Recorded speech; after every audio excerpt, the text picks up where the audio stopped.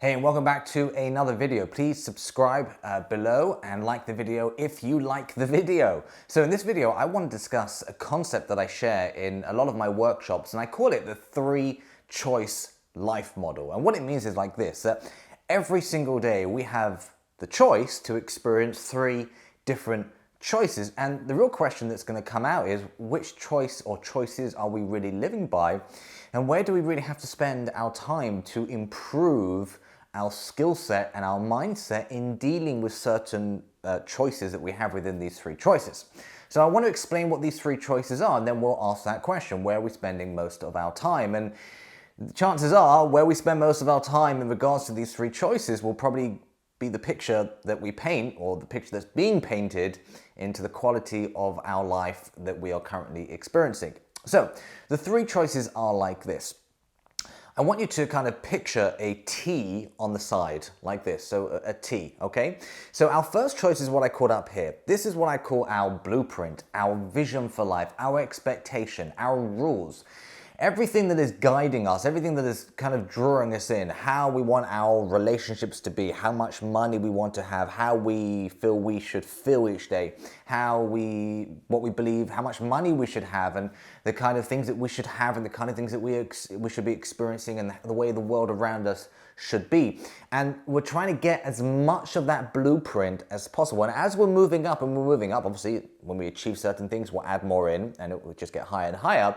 But as we're moving up towards that blueprint, we get this feeling of being alive. It's a feeling of being alive, which means you just feel like you're living life. You are energized because you're living life the way you feel it should be. You are working towards your expectations, and you're working towards your vision, and you're working towards your blueprint. Now, there's just a reality in life, and that is that while this first choice of living by our blueprint is, energizing, it makes us feel alive, but at the end of the day, life doesn't go in a straight line. It's a concept that I share a lot. Life does not go in a straight line, because if it did, everyone would get what they want overnight, and there wouldn't be much point to doing stuff, because it wouldn't feel great. We feel a sense of pride, and we feel great about ourselves when we work hard to get something we get cheap or something we get easy. We don't really feel so great about. It's not something that we really feel proud to tell other people. So by having to work hard to get to this blueprint and to meet those expectations and those visions, it makes us feel great. But at the end of the day, life does not go in a straight line. There's always going to be things that go wrong. Now, when we're not going up towards our blueprint, because life doesn't go in a straight line, we go down towards a choice down here, okay? So we come back to the three choices over here. So you've got the blueprint up here, and you've got second choice over here. Now, this second choice over here is what I call disempowering emotions. And notice that I've not used the word negative, because if you've done my emotional mastery course, and you can get the link below to do the whole course, there is no such thing as a negative emotion. They are just messages. And what these disempowering emotions are: stress, anxiety, fear, sadness, anger, guilt, those type of emotions. They are simply telling us that life isn't matching up to our blueprint, that this blueprint is off track. It's literally, you're trying to get to a destination and your TomTom beeps and says there's a road closure ahead, right? It's literally telling us that something needs to change, either in our mind or externally. We have to do something to take back control, or find a new solution, or find a new way forward, or to build a new understanding in dealing with people. So these emotions down here, these disempowering emotions, are simply telling us that life is off track, that there's something getting in the way of getting that money, there's something in the way of getting that relationship, there's something in the way of getting that new body that we want to have, that great physique, okay? So choice number one is to live by that blueprint, which makes us feel alive. But the reality is, life does not go in a straight line. There's always going to be dips. And when we get those dips, we start experiencing these disempowering emotions. Now, this is where most people get lost. Most people get lost over here because they don't know how to deal with their emotions. They lack a level of what I call emotional intelligence. And because they think it's negative, they fight these emotions down here, and therefore they expand, because something that you fight just gets ugly and bigger and bolder. So now they're left with these horrible emotions that they don't want to experience, and they can't seem to get back to their blueprint because it just seems too much. The anxiety just takes hold of them, and the anger just blows them out of proportion. So they want to find a way to get rid of those emotions. So what do? They go to choice number three, which is over here, and that is distractions. Now, distractions are great because distractions make us feel great. Food makes us feel great. That was my distraction. I ate a truckload of food to get rid of the emotion that was feeling down here that was giving me a message about my life. So therefore my body expanded, and I've talked about this in other videos as well, but I was never really getting what I wanted up here because I wasn't dealing with the core message. These disempowering emotions are a core message.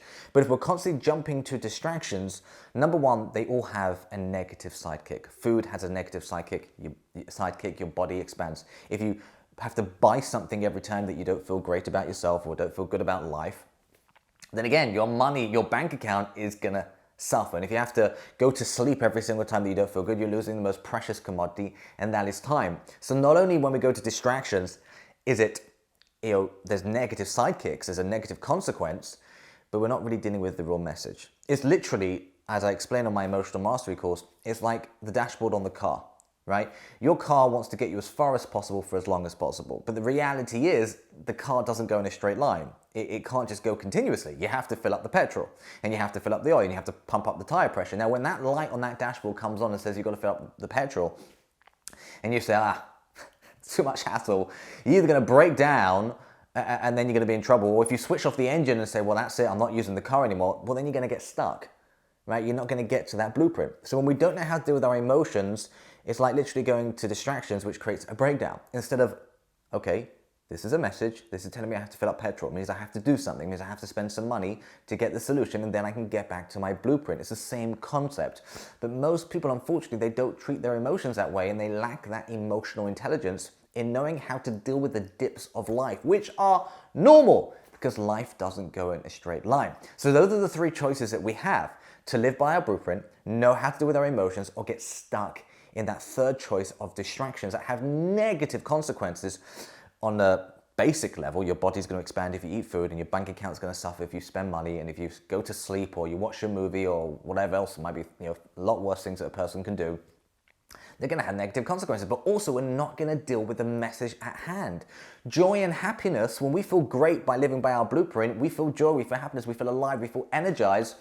That's just telling us that we're doing everything right and we're living by the life that we expect to have. So all the other emotions, stress, anxiety, fear, sadness, anger, they're just telling us that something needs a little bit of a tweak, that we have to adapt.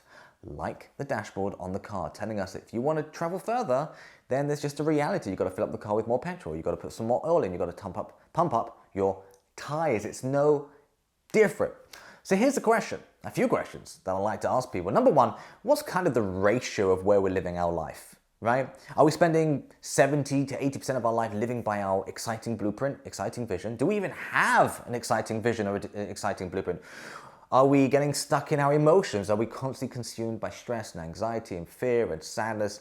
And if we are, how much of our time are we living there fighting those emotions instead of working with them and realizing that they are a message board system? And how much of our time are we living by our distractions? And what's the consequence? What's the consequence of living there? Now, we don't need a course in how to deal with these distractions, because as soon as we learn to deal with our emotions, as soon as we empower ourselves and become more emotionally intelligent, and we can get the emotion, get the message, and then jump back up to our blueprint with a solution, and we take back control and we build an understanding and how to get over that barrier, over that hurdle, then the distractions fall away. I know a lot of my distractions have fallen away the more that I increase this emotional intelligence. So where is the ratio? Where are we spending most of our time? What's the percentage?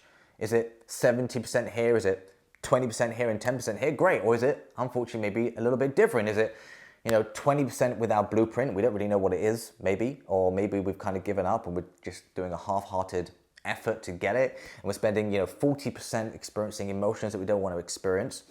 And then maybe spending, I don't know, I've lost track of the ratio. Let's just say another 50% in our distractions, just, having cheap fun, a cheap thrill and stuff that doesn't really make us feel good stuff. And we put our head on our pillow at nighttime and we're thinking, oh God, was it really worth it? Like, what's the point? Am I really excited to wake up tomorrow and do that all over again? So where is the ratio? Where's the percentage? Where's the, how is our life built up at the moment? And where those percentages go will really paint a picture of our current quality of life. And then the question becomes, what do we need to improve? What needs to change? And I would suggest there's only two things that we need to change. Number one, do we have a blueprint? And I've got I think 5 or 6 part series on how to live a value-driven life, how to discover your blueprint, how to discover what you really want to live by and what you want to expect in life. And I've got a whole course, which has got the link below, in how to be emotionally intelligent. And I would suggest if we take control of these two things, how to deal with our emotions and how to know what we want, we're then going to have an exciting life, because we're going to be excited by what we want to have, but we're also going to have the tool set in order to deal with life when it goes wrong. If you buy a car and you have absolutely no idea what the dashboard looks like, and every time that light comes on, it's just a petrol light, and you say, that's it, this car's broken, you're going to spend a lot of money every time that light comes on, and it's going to come on, because after every 200-300 miles, that petrol light's going to come on. It's the same too with life. If we don't know how to deal with our emotional system, our emotional board, our emotional message system, then as soon as something goes wrong, and it is going to go wrong, no matter how exciting your life is, there's always going to be things that go wrong, then we're just going to give up and get stuck in these distractions, and we're not going to get what we really want. So let's ask ourselves, I would say, those 2 or 3 core questions. What is the spread at the moment? How is that percentage being spread over those 3 choices? What are our distractions? Do we even know what they are? Are we even recognizing that we're distracting ourselves from dealing with those emotions that are really just trying to tell us that there's a problem in getting our blueprint, in getting what we really want? Where is the spread? What's the percentage ratio? And where do we have to really work on? What do we really have to work on and really feeling alive? A feeling that you can't buy. It's a feeling that you get by living, by being true to yourself, by being true to yourself and being true to your value system, being true to what you feel life should really be about and what you should really have and what you should really experience and what you should really be doing and what you should really be giving. If we're not living by that, then we're never really going to get that incredible emotion of feeling alive. So do we need to work on our blueprint? Do we have an exciting blueprint? Do we go to bed each night thinking, yeah, I can't wait to wake up tomorrow? Or do we think, oh God, what have I got to do tomorrow? And when we get our emotions, do we dread them? In which case, we probably don't have the level of emotional intelligence that we need in dealing with that emotional message system, in which case we need to build that skill in dealing with our message and dealing with those emotions that come up, because they're not negative. And as I said before, you can check out the course below, the Emotional Mastery System, in order to become emotionally intelligent and to understand their core messages that they're trying to give us, because they are trying to serve us. Just like the dashboard on the car is trying to serve you, it's trying to tell you how to get the best usage out of the car, when to fill up the petrol, when to pump up the tires so that you can get the furthest. Our emotions are trying to tell us the same thing. Joy, happiness, and excitement are just telling us that life is good. And all these emotions down here are just trying to tell us that life's off track and we need to do something about it. So have a think about those questions. Where is the spread in the ratio of, where's the spread in the percentage between those 3 choices? Where are we spending most of our time? Where's most of our life being spent? Which choice? And which choice do we have to work on the most? Some people might be incredibly emotionally intelligent, but they haven't really got a blueprint. Some people might have a blueprint, but not really know how to deal with their emotional intelligence, and therefore they kind of just get stuck the whole time. Or it might be a bit of both. And if we take control of these 3 choices, what I call the 3-choice life model, that is where life really begins. Because I used to get stuck in my distractions. I used to get stuck in the food. I ate a lot of food and a lot of YouTube just to distract myself, because I couldn't get the blueprint that I wanted, because I didn't know how to deal with my emotions. I didn't know how to deal with my mind. And once I started investing heavily into this choice, well, that's where everything began to change. And it can change for you too if we invest in these 2 first choices, in our blueprint and in our emotional intelligence.